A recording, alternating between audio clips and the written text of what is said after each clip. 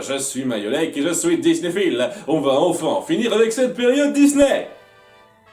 J'ai aucun prologue à raconter, on s'y jette tout de suite. Contrairement à Coquin de Printemps qui essayait d'amener ses moyens métrages via une mise en scène suivie, ici ça va être juste une présentation rapide dans une bibliothèque. Ce qui, je reconnais, fait très pauvre, mais je préfère encore ça à la connerie envahissante de la dernière fois. Si l'on vous demandait de désigner le personnage le plus remarquable de la littérature anglaise, qui choisiriez-vous? Ivanhoe, Sherlock Holmes, Oliver Twist peut-être. Toutefois, le plus fabuleux de tous est certainement un crapaud.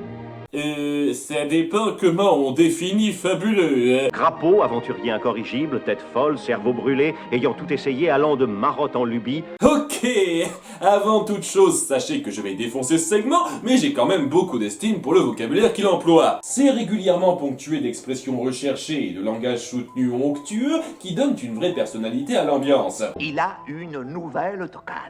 Il se rue ventre à terre à travers la campagne, dans une sorte de roulotte couleur canari. Je vous adjure de mettre fin à ces inepties. Entre nous, Crapaud était trop finaud. Oh, très mondain. Dommage que ce ne soit pas rattaché à une histoire ou à des personnages satisfaisants par contre. Donc, Crapaud est une tête brûlée qui ne compte que 3 amis proches. C'est plus que moi. Ces 3 amis étant Mac Blaireau, le rat et la taupe. Et oui, c'est ça leur nom. Fabuleux, n'est-ce pas? Mac Blaireau essaye de mettre en ordre les comptes de Crapaud qui croule sous les dettes avec ses lubies au point d'en devenir chèvre, un animal qui aurait mieux collé pour lui. Mais Crapaud s'en bat totalement les steaks. On le voit galoper comme un taré n'importe comment pour le lol sans se soucier des dégâts qu'il peut causer. Nous galopons sur la route qui mène nulle part.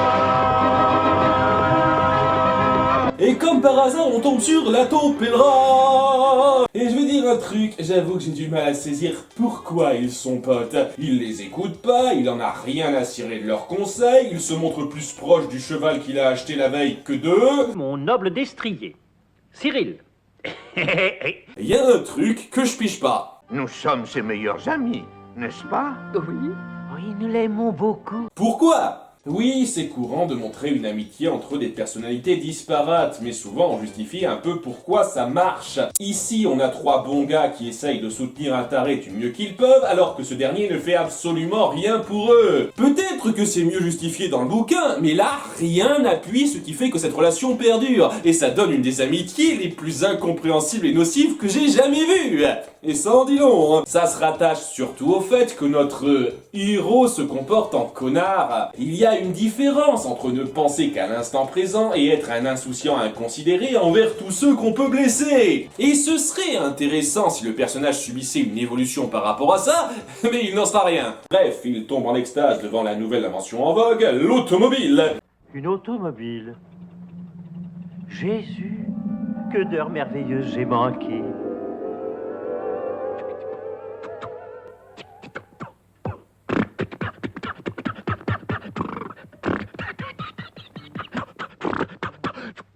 Mais qu'est-ce qu'il a? Les gars, je crois qu'à un moment donné, il faut se rendre compte quand quelqu'un a besoin d'un lourd traitement psychiatrique. Non, à la place, ils vont plutôt décider de l'enfermer dans sa chambre. Vous l'avez privé de dessert avant, j'espère. Mais ça ne sert à rien parce qu'il fugue et ellipse. Arrestation de Crapaud, édition spéciale. Crapaud arrêté dans une auto volée. L'affaire est donc portée au tribunal où le procureur est un connard fini, histoire de... En tant que tuteur des biens de Crapaud, avez-vous eu connaissance de son syndrome mental pour les automobiles? Eh bien, j'ai... À votre connaissance, il n'a aucune ressource liquide ou autre. Eh bien, Ce sera tout. Objection! Mac Blaireau n'a rien confirmé, donc ce n'est que spéculation. Et puis, je suis presque certain que c'était du harcèlement de témoins, ça. Crapaud appelle son nouveau meilleur ami Cyril à la barre. Monsieur Mac Blaireau a témoigné qu'il lui avait coupé les vivres. Alors comment s'est-il procuré un véhicule automobile? De la seule façon qu'emploie un gentleman? Un gentleman, hein? Après s'être mâché un petit chewing-gum, j'imagine, il raconte qu'ils sont tombés sur la voiture de sport par pur hasard, sans faire gaffe au fait que les occupants étaient clairement des bandits. Et le patron, lui, c'est pas le gars qui attend longtemps? Et c'est là qu'il a chopé un cancer. Donc il s'est dit, quitte à crever, autant piquer la bagnole. Non, il est entré au bar et a tenu à leur acheter le véhicule honnêtement. Les furets lui donnaient le rondeau, et lui, il donnait aux furets le château Crapaud. Et c'est là que Mac Blaireau l'étrangla à mort devant toute l'assemblée.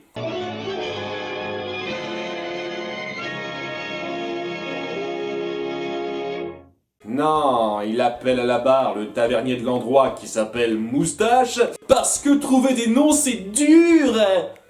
Mince, je suis sur le cul que celui-là ne s'appelle pas juste le cheval, et qui respire la sincérité, comme vous pouvez le voir, afin d'attester de ça en tant que témoin. Seulement... Vous avez essayé de me refiler une automobile volée. C'est un mensonge et honté. N'en croyez rien, messieurs les jurés. Je savais que j'aurais dû engager Phoenix Wright. Bien entendu, les amis de Crapaud firent tout leur possible pour l'aider. Mais rien n'y fit. Ils eurent beau faire rouvrir le dossier une dizaine de fois, faire appel auprès de tel ou tel tribunal, c'était peine perdue. Je sais, je vais faire appel à mon cousin Basile pour faire une enquête. Voilà, la référence évidente se fait. Crapaud se retrouve donc au mitard alors que c'est Noël. Une fois de plus, c'était un Noël sous la neige. C'est un détail important parce que... Glaciale et cruelle citadelle. Malheureusement, résidence de Crapaud pour encore de nombreux Noëls. Pour avoir volé une bagnole? Non mais tant que vous y êtes, dites que son exécution est proche. Le drame n'est pas suffisamment forcé. Bourrelé de remords, il jura de ne plus se laisser aller. Tu pourrais facilement retirer ta jambe de ce boulet. Est-ce que les animaux prisonniers descendent à 2 de QI quand il s'agit de s'échapper dans ces films? Ou bien c'est juste les dessinateurs qui savent pas faire 2 plus 2? Mais Cyril vient le voir, déguisé en sa grand-mère. Votre grand-mère est là. Ma grand-mère. Ah, joyeux Noël, fiston! Ouais, tout le monde est con dans cet univers en fait. Et il lui apporte un déguisement pour s'évader parce qu'à nouveau la perception de différence de taille c'est très surfait. Cette évasion se fait donc totalement hors champ. On montrera pas comment ça s'est goupillé en détail, ce serait trop compliqué. Et on passe direct au moment où il fuit la police. Une police pas très économe. À quoi ça vous sert de tirer en rafale là où vous voyez qu'il n'est pas? Bang, bang, bang! Je risque de crever! Il finit par se jeter à l'eau au premier degré et les chante peu après.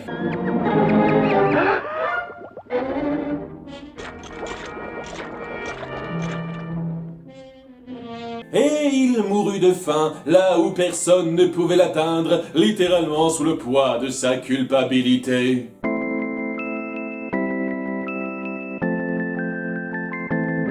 Ou bien il parvient à se sortir de là hors champ, on ne sait comment, pour retrouver le rat et la taupe. À quoi ça servait de faire un suspense autour de ça, merde? Ma foi, je passais, je suis entré. Et c'est là que la Providence vient frapper à la porte. Mac Blaireau rapporte que le château est occupé par les furets. Et le chef de ces Apaches n'est autre que monsieur Moustache! Il a bien échangé le château contre une auto. Alors, Crapaud était innocent? Je pensais que c'était évident pour vous. C'est pas pour ça que vous avez fait plusieurs fois appel? Si vous vouliez montrer qu'il doute de son innocence, il fallait pas faire ça! Pour prouver votre innocence, il faut qu'on arrache ce papier des mains de Moustache. Aussi, ai-je un plan. Attendez, j'ai une idée. Et si on prévenait la police? Ils viendraient faire un raid dans le château et s'emparer de la bande comme des preuves, et le nom de Crapaud serait lavé. Non, il faut s'infiltrer là-bas pour leur piquer en douce à nous 4, bien sûr. Pourquoi se fier aux forces de l'ordre de toute façon? Soit ils sont pourris, soit ils sont incapables. Je déteste quand une histoire pour enfants fait ça. Et quand je dis en douce, monsieur, je fais n'importe quoi sans réfléchir à son mot à dire là-dessus. Je vais la pourfendre. Arrêtez, Crapaud! Arrêtez-le! Qui va là? Vous êtes sûr que c'est pas lui qui devrait s'appeler Mac Blaireau? Bon, je reconnais que ça mène à un moment d'action générale un petit peu fun, où Crapaud a le dernier mot, mais voilà, il n'y aurait pas eu de complications s'il n'avait pas été là. En fait, tout aurait été pour le mieux s'il ne s'était pas évadé du tout.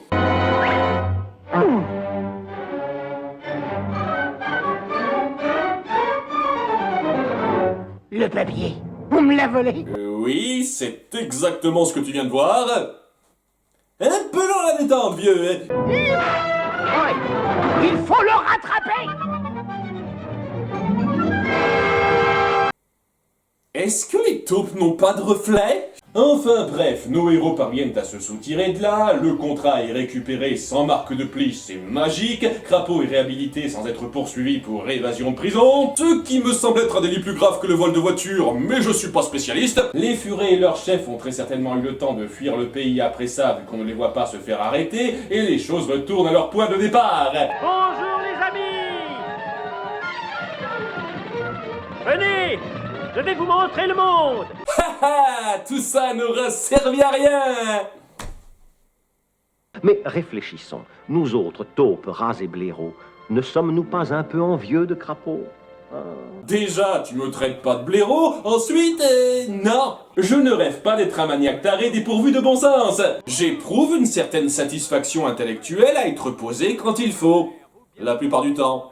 Et c'est en grande partie pour ça que je déteste ce segment. Car au-delà de l'aspect mal construit et forcé de la trame, tout tourne autour d'un protagoniste horripilant bloqué sur la même note avec laquelle je n'arrive pas une seconde à m'accorder. Ce qui fait que c'est un moyen métrage que je suis content de ne plus jamais revoir. Fort heureusement, on rehausse le niveau pour la suite puisqu'on passe à la légende du cavalier sans tête. Et ça vaut le coup. On se centre sur Ichabod Crane, un professeur qui vient d'arriver en ville et qui va essayer d'y faire son beurre, en étant un de ces enfoirés qui bouffent l'équivalent de leur poids à chaque repas sans prendre un seul gramme. Ou alors tout va dans le nez, et il a sa petite chanson sympatoche. C'est un vrai phénomène. Ichabod Crane. Un peu à l'instar du premier segment, le protagoniste qu'on va suivre est un connard, mais bien géré cette fois. C'est un profiteur, quelqu'un qui se soucie avant tout de son petit confort et qui n'hésite pas à manipuler les autres et exploiter leurs petites faiblesses pour bien se faire voir et en tirer profit. Peu l'importe d'être un bon prof, ni même un prof respecté, tant que sa conduite lui rapporte. Et ça se ressent particulièrement avec son béguin de l'histoire, Blondasse qui n'a pas assez de personnalité pour qu'on retienne son nom. Si, je vous assure, c'est ce qui est écrit sur sa carte d'identité. Là où tous les autres mecs ne pensent qu'à son joli petit minois, lui voit en plus de ça la fortune qu'elle représente. La seule et unique fille à papa. Papa? Il ne pourra quand même pas emporter tout cet or dans sa tombe. C'est là où je tombe à pic. Un bel enculé, quoi. Et contrairement à Crapaud, ça apporte une excellente attache assez particulière. Parce que malgré tout, il a quelque chose de cocasse et un peu sympathique, voire rattachable dans sa façon finaude d'aborder les choses. Ses aspirations sont égoïstes mais saisissables dans leur base, et c'est un peu plaisant de le voir se montrer filou pour les atteindre, notamment lorsqu'il drague Blondasse. Il y a un contraste dans l'appréciation du personnage qui est assez fortiche, et ça ressort surtout dans sa confrontation avec l'antagoniste, qui est un petit peu un proto-Gaston avant l'heure. Mince, il y a même un proto-Le Fou là-dedans. Il se dispute la belle avec Ichabod, et dans cette configuration, il y a un ressenti particulier qui diffère du brute méchante contre héros sympa usuel. Vu que le héros est pas si sympa que ça. Et la brute pas si méchante que ça. C'est vraiment un Gaston Light qui ne vire pas monstre irrécupérable à la fin. Il exprime juste sa jalousie de façon excessive, et qu'il en veuille à Ichabod est assez compréhensible. Bon, ça reste un gros rustre à 2-3 moments, et ça appuie un petit peu le fait que la jante féminine n'est pas à sa meilleure image.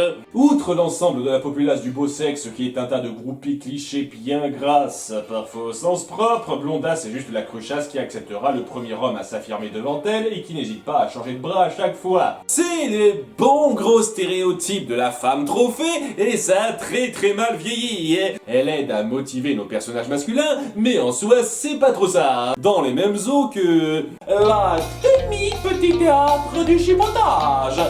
C'est le maître d'école, il se nomme Ichabod. Il nous enchante tellement que ça nous donne une voix de jeune fille. Ça leur va tellement pas. Quel est son nom de baptême? J'espère que tu lèves ton manteau régulièrement. Vous savez, j'ai jamais trop compris ce délire. Pourquoi tu contournes pas simplement la flaque plutôt que de me faire salir mon manteau, connasse?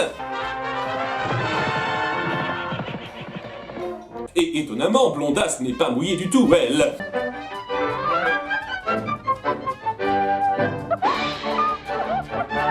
Ha! Les grosses savent pas danser.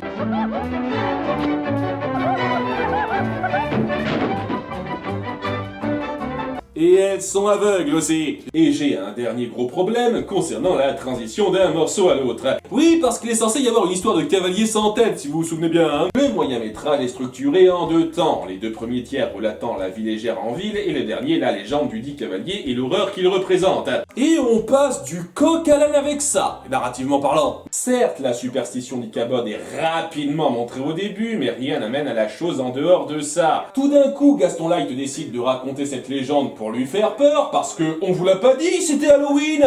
J'apprécie qu'on fasse un changement d'ambiance dans l'histoire, sincèrement, mais c'est beaucoup trop brusque. Et c'est dommage parce que ça amène à la partie la plus intéressante.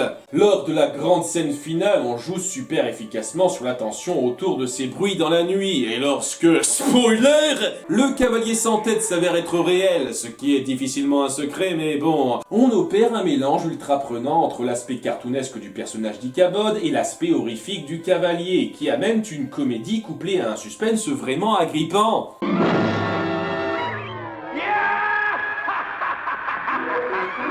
Appuyé par le fait qu'on suit un protagoniste à l'éthique discutable, comme on l'a vu avant. Donc on est un peu partagé sur le fait de vouloir qu'il s'en sorte ou non. La légende du cavalier sans tête est une œuvre imparfaite et un peu datée sur certains points, mais vraiment originale dans sa démarche, avec énormément d'approches intéressantes. C'est dommage qu'elle soit rattachée à quelque chose de bien moindre. Cela étant, plutôt que ce DVD, je vous recommande davantage celui de Contes et légendes Disney volume 1, qui contient donc la légende du cavalier sans tête et Le Prince et le Pauvre, un duo bien plus gagnant. Mais le crapaud et le maître d'école en soi méritent à moitié d'être vus. Ce qui est déjà mieux que pas mal de films que j'ai traités.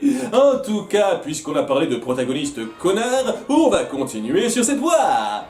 C'était Mayolek, et c'est bon, vous pouvez arrêter de le demander en commentaire. C'est trop bête quand on perd la tête.